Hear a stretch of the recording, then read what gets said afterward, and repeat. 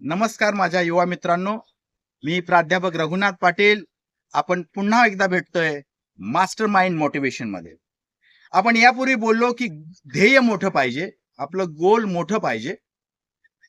पण हे ध्येय पाहताना आपल्या मनावर दबाव येतो, प्रेशर येतं आणि आपण त्याच्याखाली दबून संपून जातो.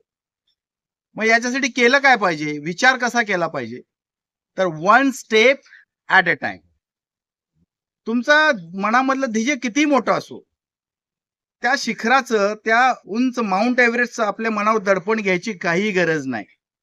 लक्ष द्यायचं ते आपल्या एका पावलावर आणि त्याच्यावर फोकस करा. एक पाऊल टाकणं कठीण आहे का हो?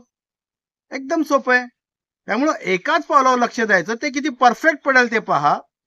आणि ज्यावेळी तुम्ही एक-एक पाऊल, एक-एक पाऊल, एक-एक पाऊल करत पुढे सरकत जाल, तर एक दिवस ते उंच शिखर, जे तुमचं ध्येय, तो माउंट एव्हरेस्ट तुमच्या पायाखाली असल्याशिवाय राहणार नाही.